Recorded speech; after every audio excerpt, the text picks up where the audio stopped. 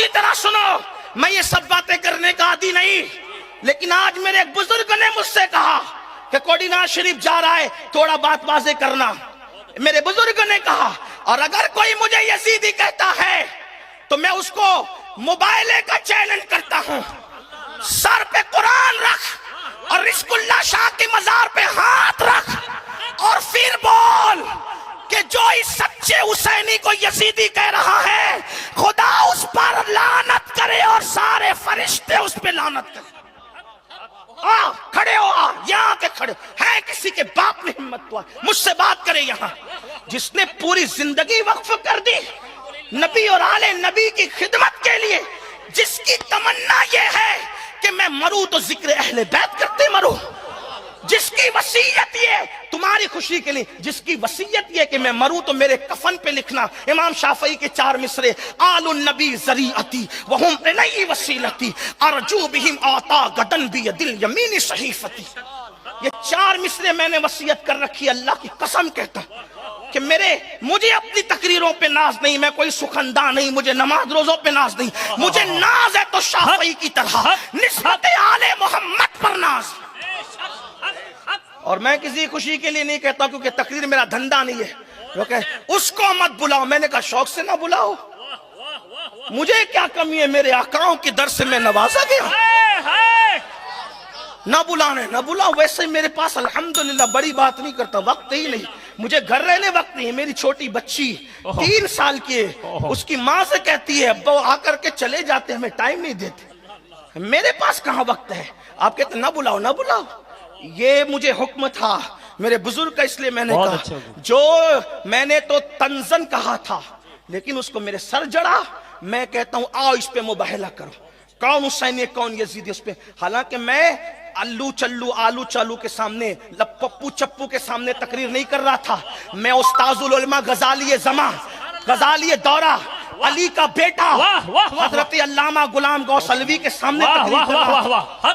وہاں پر علماء مشائخ کم نہیں تھے، سادات کم نہیں تھے، تمہیں سمجھ آئی ان کو نہیں آئی، بلکہ حضور علوی صاحب سے میں نے کہا کہ آپ خطاب کرے گا، میرا پورا وقت میں تجھے دیتا ہوں۔ یہ موجود تھے، علامہ موجود تھے۔ مجھے یہ بھی پتا چلا کہ اس کا بہانہ لے کر لوگوں نے میرے نسب پہ بھی تان کیا، میں نسب پہ بھی، میں کبھی اپنے نسب کا اعلان نہیں کرتا، کہیں جاتا ہوں تو کبھی نہیں کرتا، کیونکہ میں ذات منوانے نہیں نکلا، میں اللہ کے دین کے نہیں نکلا ہوں، میں نہیں کرتا۔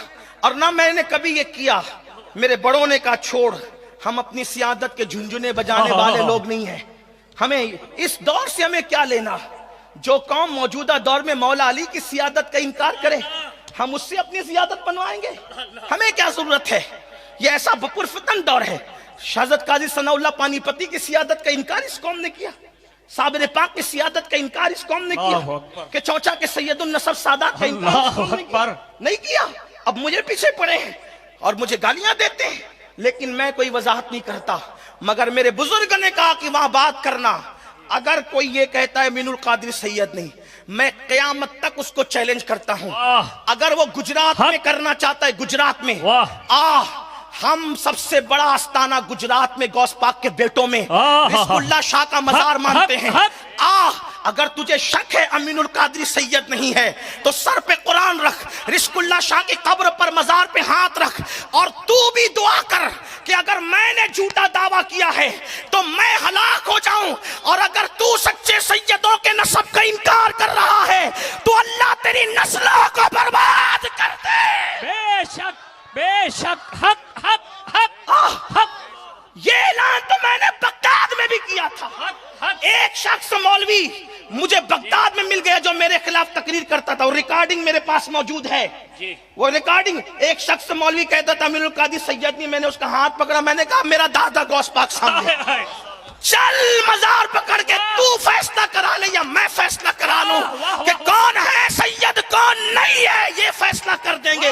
اس نے کہا میں نے نہیں کہا ایسا، میں نے کہا تیری موجودگی میں کہا جاتا ہے، تو بھی کہتا ہے۔ اٹھ کے بھاگ گیا، ریکارڈنگ میرے پاس موجود ہے، میرے پاس ریکارڈنگ موجود ہے۔ اب اس سے بڑھ کر میں کیا کہوں؟ موبائلے کی بات کروں غوث پاک کے آستانے پر، موبائلے کی بات کروں اس لشا، لیکن میں تم سے اپنی سیادت کی بھیک نہیں مانگتا، کیونکہ سیادت کا اصل فائدہ قیامت میں ہے۔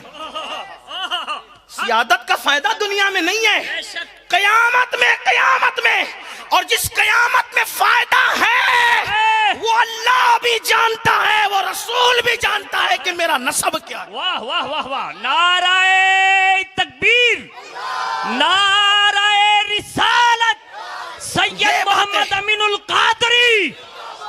یہ باتیں میں کرتا نہیں، لیکن مجھے حکم ہے اپنے بڑوں کا۔ آج میں رزق اللہ شاہ بابا کے آستانے وہ شاید آخری مرتبہ وضاحت کروں۔ کچھ لوگ کہتے ہیں وہ قاضی ہے، کچھ لوگ کہتے ہیں وہ پٹھان ہے، کچھ لوگ کہتے ہیں وہ انصاری ہے، کچھ لوگ کہتے ہیں وہ شیخ ہے۔ میں ہنستا ہوں، یا اللہ آخر میں ہوں کیا؟ کیا یہ بتائیں گے؟ یہ کہیں اپنی ماں پہ مجھے تو نہیں قیاس کر رہے ہیں؟ اس لیے کہ اتنے سارے یہ بتا رہے کہ اتنے چہرے تم نے تو نہیں دیکھا تھا پیٹ میں رہ کر۔ میں کوئی گالی نہیں دے رہا ہوں۔ لوگ کہتے ہیں ارے ہمارے ڈاکومنٹس کا غلط استعمال کرنے والوں، سن، میں تو موبائل کی بات کر رہا ہوں۔ اب بھی میرے پاس موبائل میں ڈاکومنٹس موجود ہے۔ میرے جد کریم کو قاضی شرع بنایا گیا تھا، اس لیے ان کو قاضی کہا جاتا تھا، قاضی شرع کی بنیاد پر، برادری کی بنیاد پہ نہیں۔ اور کئی گاؤں، سینکڑوں بلکہ ہزاروں ایکڑ زمین ان کو وقف کی گئی تھی۔ وہ میں نے یاسین باپو کو بھی بتائے، وہ کاغذات میرے پاس موبائل میں، جس کو دیکھنا ہے دیکھ۔ سینکڑوں ایکڑ زمین، ہزاروں ایکڑ زمین ہمارے جد کریم کو، ہمارے اجداد کو ہر دور میں دی، اورنگزیب کے دور میں، اورنگزیب ثانی کے دور میں، ہر دور میں دی گئی۔ اس کے کاغذات آپ کو دیکھنا ہے، آپ بھی دیکھ لیں۔ اگر آپ دیکھ کر ہی یقین کر سکتے ہیں تو آپ دیکھ لیں، مجھے کوئی پرابلم نہیں۔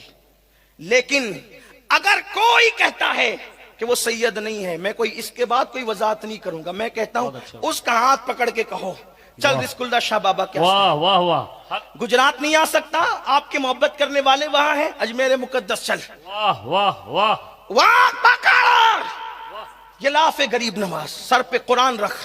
اگر ہم نے جھوٹی سیادت کا دعویٰ کیا ہے تو ہم پہ لعنت کر، ورنہ ہم تجھ پہ کریں گے، پھر دیکھنا اللہ لعنت کس پہ برسا۔ موبائل اگر یہ کہے کہ اجمیر شریف میں بھی تیری محبت،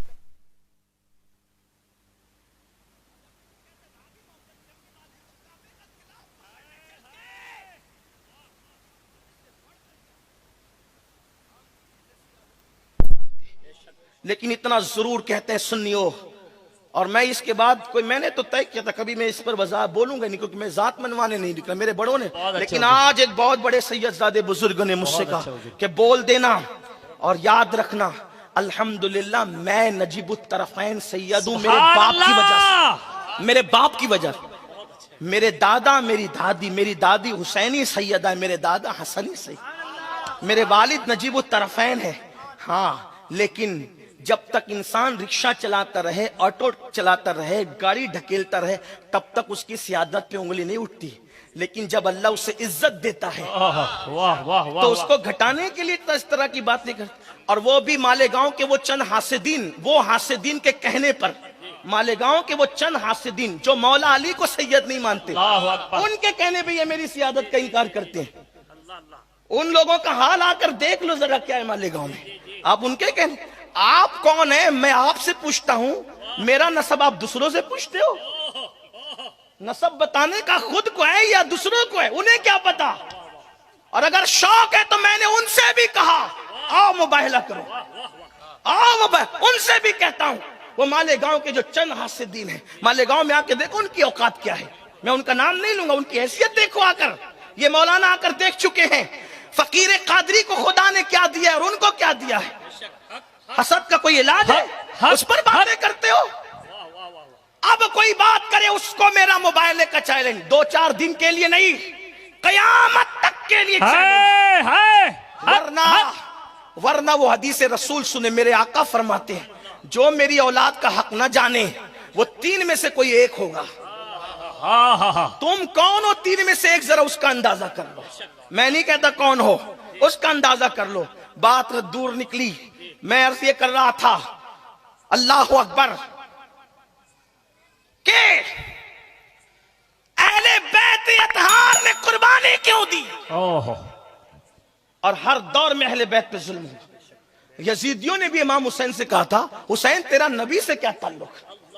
ایک سید کے لیے تو دل چھلنی کرنے کے لیے اتنا ہی کافی ہے، کہا تھا تیرا نبی سے کیا تعلق؟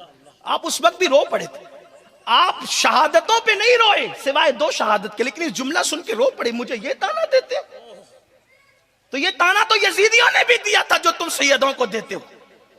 ایک دن اللہ کی عدالت ہے، مرنا ہے مرنا۔ بلکہ میرا عقیدہ تو یہ ہے کہ جو جھوٹا سید بنے گا وہ رسول اللہ کی شفاعت سے محروم رہے، اس کا نہ فرض قبول ہے نہ نفل